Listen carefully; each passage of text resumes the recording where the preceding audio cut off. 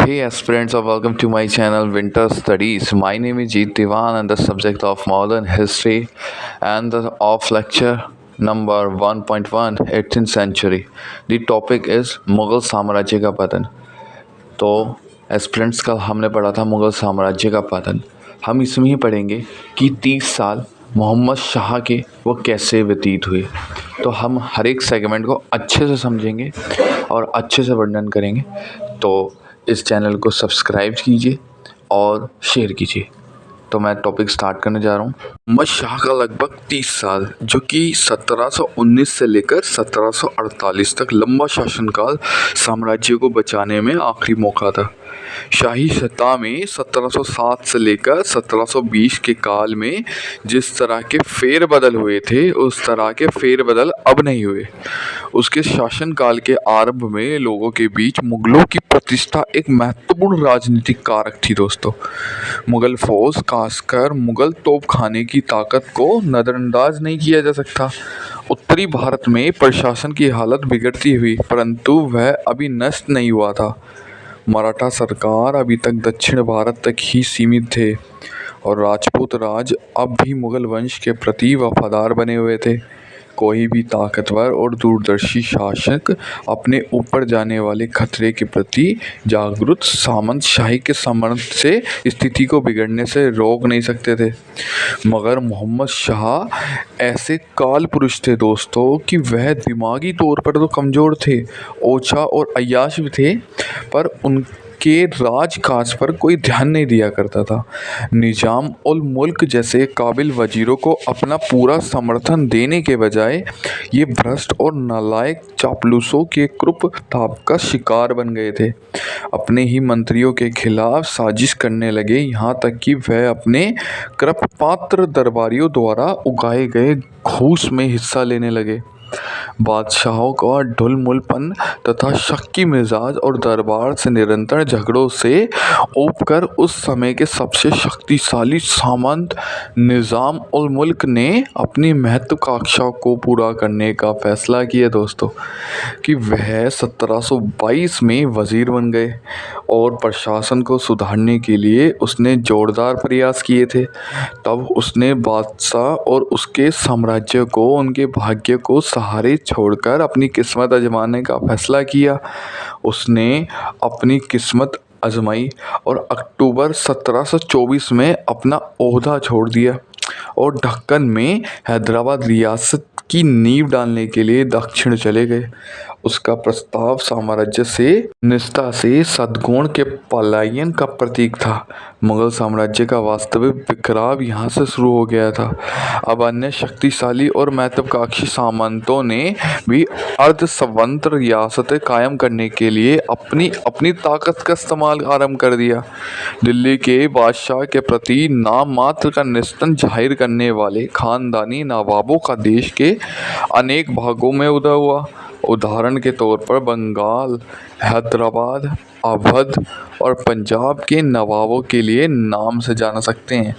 हर जगह छोटे जमींदारों, राजाओं और नवाबों ने बागपत और आज़ादी का झंडा बुलंद किया. मराठा सरदारों ने उत्तर की ओर अपना कब्जा जमाना शुरू कर दिया दोस्तों. उन्होंने मालवा, गुजरात और बुंदेलखंड को रौंद डाला. फिर 1738 और 39 में नादिर शाह उत्तरी भारत के मैदान में आ धमका.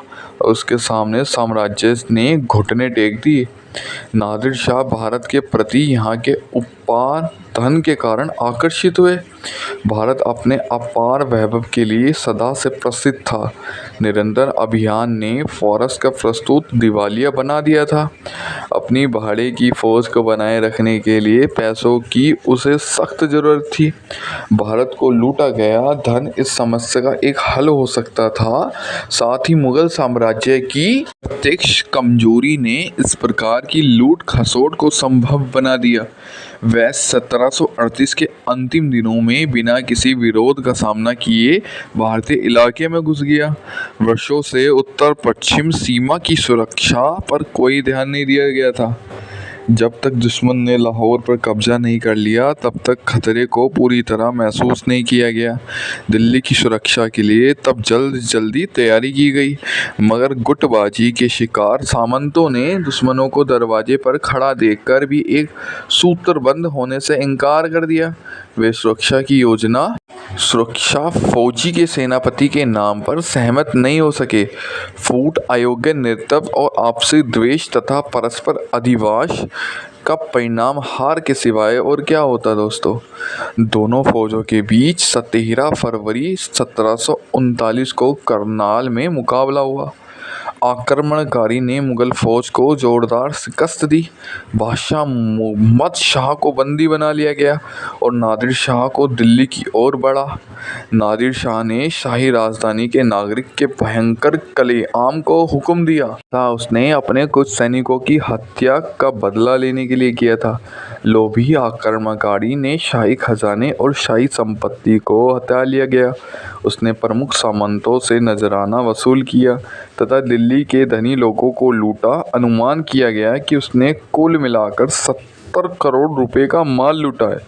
उसने अपने राज्य में 3 सालों तक बिल्कुल कोई कर नहीं लगाया है। यह प्रसिद्ध कोहिनूर हीरा तथा शाह का रत्न जड़ित मयूर सिंहासन भी ले गए। उसने मोहम्मद शाह को सिंधु नदी के पश्चिम के साम्राज्य के इलाकों को उसे दे देने के लिए मजबूर किया। नादिर शाह के आक्रमण ने मुगल साम्राज्य को भारी नुकसान पहुंचाया। मुगल साम्राज्य की प्रतिष्ठा को अपूरणीय क्षति पहुंची तथा मराठा सरदारों और विदेशी कंपनियों को साम्राज्य की छिपी हुई कमजोरी का पता लग गया। कुछ समय के लिए केंद्रीय प्रशासन पूरी तरह से लकवग्रस्त हो गया।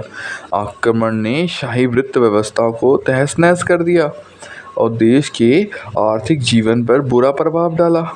कंगाल सामंतों ने किसान से मनमाना लगाना वसूल लगाने लगा और उन्हें पहले से अधिक उत्पीड़िता करना शुरू कर दिया गया, जिससे वह अपनी खोई हुई दौलत वापस पा सके। अधिक आमदनी वाले जागीरों और ऊंचे ओहदों के लिए वे पहले ही अपेक्षा अधिक दुस्साहसपूर्वक आपस में लड़ने लगे। काबुल और सिंधी नदी के पश्चिम के इलाकों को खोकर साम्राज्य ने एक बार फिर से उत्तर पश्चिम के आक्रमणों का खतरा पैदा कर दिया। सुरक्षा की एक महत्वपूर्ण पंक्ति लुप्त हो गई। वस्तु यह बड़े आश्चर्य की बात है कि नादिर शाह के चले जाने के बाद लगा कि साम्राज्य में अपनी कुछ शक्ति फिर वापस आ रही है। हालांकि उसके कारगर नियंत्रण में पहले से कम क्षेत्र रह गए हैं, परंतु यह पुनर्जीवन भ्रामकों और सतही थी। वर्ष 1748 में मोहम्मद शाह के मरने के बाद बेईमान और सत्ता के भूखे सामंतों के बीच कूट संघर्ष हुआ, यहाँ तक कि गृह युद्ध भी छिड़ गए। इतना ही नहीं, उत्तर पश्चिम में सुरक्षा की व्यवस्था कमजोर हो जाने के बाद साम्राज्य अहमद शाह अब्दाली के बार बार आक्रमणों से तहस-नहस होता रहा। अहमद शाह अब्दाली नादिर शाह के सबसे काबिल सेनापति में से एक थे दोस्तों। उसने अपने स्वामी के मरने के बाद अफगानिस्तान पर अपनी सत्ता कायम करने में सफलता प्राप्त कर ली।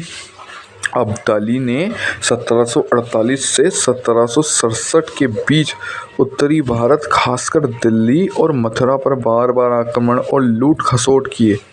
उसने 1761 में मराठों को पानीपत की तीसरी लड़ाई में हराया और इस तरह मराठों की इस महत्वाकांक्षा को बड़ा धक्का दिया कि वे मुगल बादशाह पर नियंत्रण रखने तथा देश पर आधिपत्य कायम करने, मगर अपने भारत में कोई नया अफगान राज कायम नहीं किया। वह और उसके उत्तराधिकारियों को पंजाब में भी अपने अधिकार में नहीं रख सके।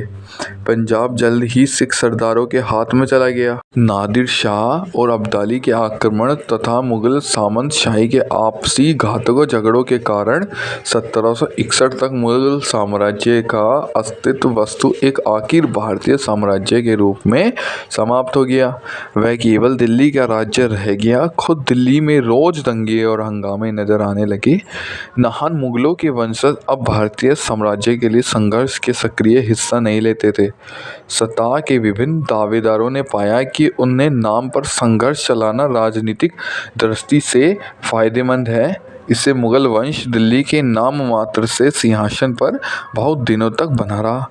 शाह आलम द्वितीय 1759 में गद्दी पर बैठा। वह आरंभ के सालों में अपने राजधानी से दूर एक जगह से दूसरी जगह घूमता रहा, क्योंकि उसे अपने ही वजीर से जान का खतरा था। दोस्तों, वह काबिल और भरपूर हिम्मत वाला था, मगर साम्राज्य की हालत इतनी बिगड़ गई थी कि उसका उद्धार संभव नहीं था।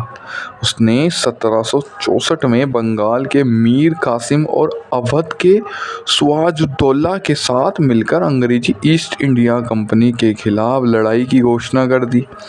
बक्सर की लड़ाई में अंग्रेजों से हार जाने के बाद वह कई वर्षों तक इलाहाबाद में ईस्ट इंडिया का पेंशन पत्ता कर बैठा। वह 1772 में मराठों के संरक्षण में ब्रिटिश आश्रय छोड़कर दिल्ली लौटा। अंग्रेजों ने 1803 में दिल्ली पर कब्जा कर लिया। तब से लेकर 1857 तक, जब मुगल वंश अंतिम रूप से खत्म हो गया, मुगल बादशाह अंग्रेजों के लिए केवल राजनीतिक मोहरे बने रहे। मुगल राजतंत्र 1759 के बाद फौजी ताकत नहीं रहा, तो वह इसलिए बना रहा कि भारत की जनता के दिमाग पर देश की राजनीतिक एकता के प्रतीक के रूप में उसका बड़ा प्रभाव था।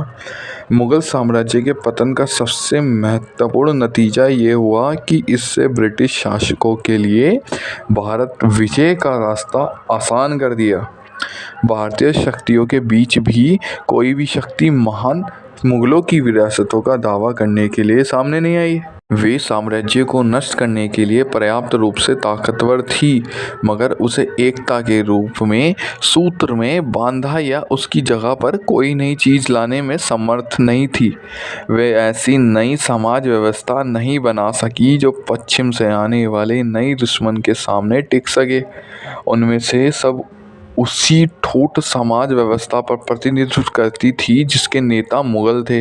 वह सब उन्हीं कमजोरियों का शिकार थी जिन्होंने शक्तिशाली मुगल साम्राज्य को नष्ट कर दिया। दूसरी ओर भारत का दरवाजा खटखटा रहे थे। यूरोपीय वासी ऐसे समाज में आए थे जिसने एक बेहतर आर्थिक व्यवस्था का विकास किया और जो विज्ञान तथा प्रौद्योगिकी में काफ़ी उन्नत था। मुगल साम्राज्य के पतन की सबसे दुखद बात यह है कि दोस्तों कि उसकी जगह पर एक विदेशी शक्ति आई जिसने अपने हित का ख्याल कर देश के शताब्दी पुराने सामाजिक, आर्थिक और राजनीतिक ढांचे की जगह एक उपनिवेशिक ढांचा स्थापित कर दिया गया। तो इस लेक्चर को आप लोग सब्सक्राइब करेंगे एंड शेयर करेंगे, एंड इसी के दौरान ये मेरा लेक्चर समाप्त होता है। थैंक यू दोस्तों।